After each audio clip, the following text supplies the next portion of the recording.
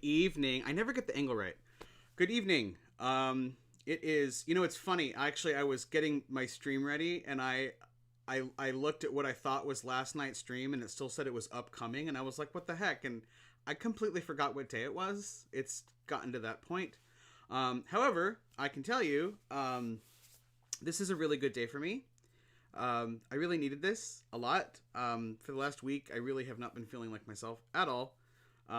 Just not, yeah, not myself at all. Just crazy amounts of lethargy, just not even being able to get out of bed, fever, all this kind of stuff. And of course, I'm thinking, great, I got the Rona. And I don't mean to give it like a quirky nickname because, okay, let me take that back because, yeah, that's definitely not the way I want to talk about this. Anyway, so I went in, got my test, which is very interesting. If any of you have ever had a nasal swab before, I was perfectly fine doing it. And frankly, I got a little bit giddy because that's like the closest contact I've had with anybody in a long time. So, yeah. So I got my negative result today, which is great. Although I am still on the mend, I'm definitely feeling better. I at least can be a bit more, I guess I can be a bit more, I don't know, straight ahead about the symptoms and just be like, okay, so this is just, actually I was talking with a friend and it's almost like maybe I shouldn't be like in a permanent state of panic. Like I realize that it's kind of hard to control, but like I could definitely be a little bit more positive occasionally. Just maybe give it a try. There's first time for anything. Anyway, so, and also I have a confession to make. So tonight is the night before Winter Solstice. I don't observe Winter Solstice in any religious way. I have a lot of friends who do. But I really like, I don't know, I like the idea of the solstice. I really love the summer solstice and the winter solstice, and of course the equinoxes. I just find it really interesting from an astronomical point of view. Speaking of astronomy, I would have loved to have been able to see the conjunction of Saturn and Jupiter in the sky, but of course Chicago weather's not playing ball, and we've got a cloudy sky, which is not fun, but whatever. It'll just be like the Venus transit. I will see it on the internet. And I had really tonight wanted to play a piece. There's a wonderful flute quartet piece called Frequency by Herman Beeftank, and I was totally going to do it tonight.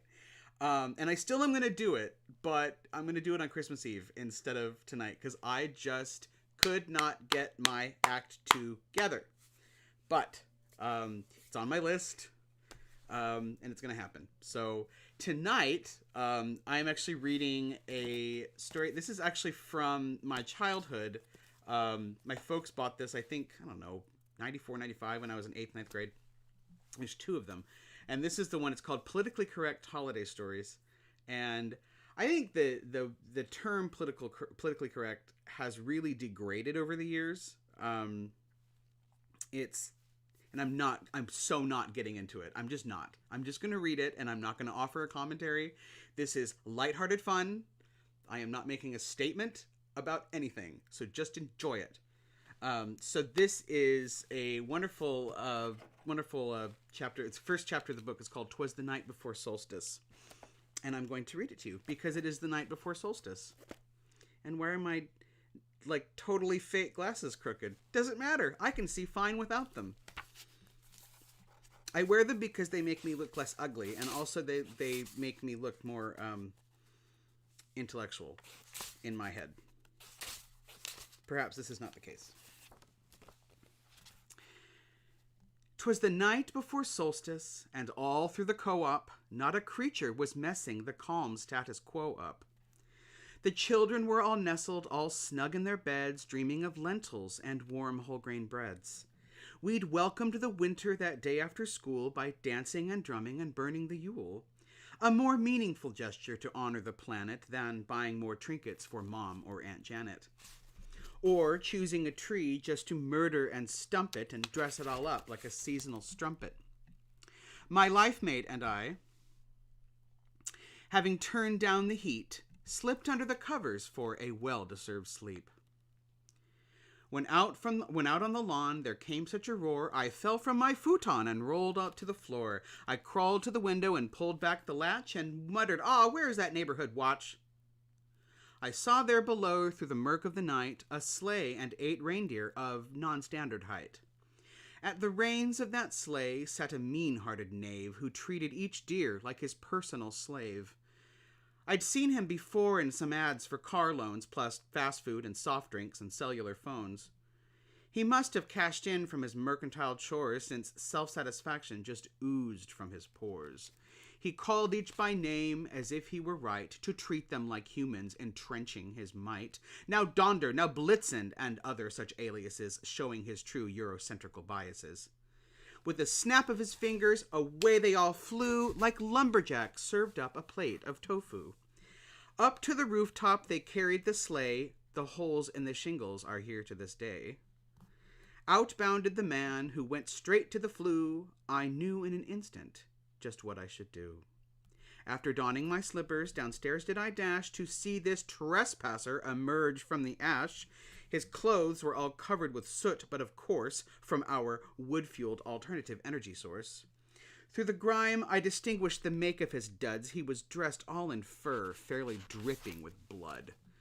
"We are a cruelty-free house," I proclaimed with such heat. He was startled and tripped on the logs at his feet. He stood back up dazed, but with mirth in his eyes. It was then that I noticed his unhealthy size. He was almost as wide as when standing erect, a lover of fatty fried foods, I suspect. But that wasn't all to make sane persons choke. In his teeth sat a pipe that was belching out smoke. I could scarcely believe what invaded our house. This carcinogenic and overweight louse was so red in the face from his energy spent, I expected a heart attack right there and then. Behind him he toted a red velvet bag full to exploding with sinister swag. He asked, "Where is your tree?" with a face somewhat long. I said, "Out in the yard, which is where it belongs." "But where will I put all the presents I've bought?" I looked at him squarely and said, "Take the lot to some frivolous people who think that they need to succumb to the sickness of commerce and greed, whose only joy comes from the act of consuming, thus sending the stock of the retailers booming." He blinked and said, "Ho, ho, ho, but you're kidding." I gave him a stare that was stern and forbidding. "Surely children need something with which to have fun. It's like childhood's over before it's begun." He looked in my eyes for some sign of assent, but I strengthened my will and refused to relent. "They have plenty of fun," I cut to the gist, "and your mindless distractions have never been missed. They take CPR so they can save lives and go door to door for the used clothing drives. They recycle, renew, reuse, and reveal for saving the planet a laudable zeal. When they padlock themselves to a fence to protest against nuclear power, we think they're the best." But he said, "But they're children. Lo, when do they play?" I countered, "Is that why you've driven your sleigh, to bring joy to the hearts of each child and tot? All right, open your bag, let's see what you got." He sheepishly did as I asked, and behold, a Malibu Barbie in a skirt made of gold. "You think that my girls will like playing with this, an icon of sexist consumerist kitsch? With its unnatural figure and airheaded grin, this trollop makes every girl yearn to be thin and take up fad diets and binging and purging instead of respecting her own body's urging, to welcome the shape that her body has found and rejoice to be lanky, short, skinny, or round." Deep in his satchel he searched for a toy, saying, "This is a hit with most little boys." And what did he put in my trembling hand but a gun from the Brain Blaster's power command? "It's a hit, to be sure," I sneered in his face, "and a plague to infect the whole human race. How about grenades or some working bazookas to turn all of our kids into half-wit palookas?" I seized on his bag just to see for myself this filth being spread by this odious elf. An easy-pick oven. Ha! Goddess, what perfidy! To hoodwink young girls into household captivity, plus an archery playset with shafts that fly out, the very thing needed to put your eye out. And toy metal tractors, steam shovels, and cranes for tearing down woodlands and scarring the plains, plus games like Monopoly, Payday, Tycoon, as if lessons in green can't start up too soon. And even more weapons from Blaine Blaster's Co., like cannons and nunchucks and ray guns that glow. That's all I could find in his red velvet sack. Perverseness and mayhem to set us all back. We need none of this, I announced in a huff. No business as usual holiday stuff.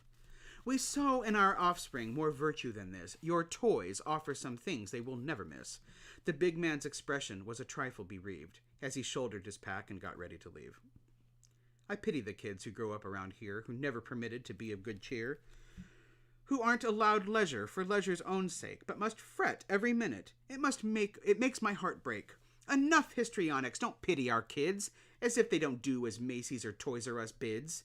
They live by their principles first and foremost, and know what's important to him, I did boast. Pray, could I meet them? Oh no, they're not here. They're up on the roof, liberating your deer. Then Santa Claus sputtered and pointed his finger, but mad as he was, he had no time to linger. He flew up the chimney like smoke from a fire, and up on the roof I heard voices get higher. I ran outside the co-op to see him react to my children's responsible, kind-hearted act. He chased them away, and disheartened, dismayed, he rehitched his reindeer, who docilely stayed. I watched with delight as he scooted off then. He'd be too embarrassed to come back again. But with parting disdain, do you know what he said when this overweight huckster took off in his sled? This reindeer enslaver, this exploiter of elves? Happy Christmas to all, but get over yourselves. I really like that a lot. They're all really good. And you know, as I'm reading this, first of all, it's still like... I'm wondering, actually. I've never actually looked into this guy. Like, reading it, it's like, seems perfectly sensible. I have a strong feeling that, like, it was written kind of, like, more than just, like, ribbing on the intended audience. You know, I don't know. I need to look it up, but of course, I'm reading it now, and I'm like, yeah, this all seems perfectly fine. Anyway, it's a short one tonight. Like I said, okay, is it just me, or was it like Thanksgiving yesterday? Okay, no joke. Like, I know that's like a thing where we're like, oh, I don't know where the time went. Okay? But seriously, though, like, I don't know where December has gone, and accordingly, I still haven't recorded frequency, but I'm gonna. I promise. So that'll be there on Christmas Eve. So tomorrow night, I am beginning, this is a fun week, actually, because I'm doing a lot of different stuff this week instead of just doing one book all the way through. Next two nights is going to be The Velveteen Rabbit, which I don't know if you've ever read it, but it's another really great book. Also, I don't have strong opinions one way or the other about the translation, so that's a fun one. And wait a minute. So, and then, on December 23rd, which is actually, I discovered this year, is actually a holiday that I observe.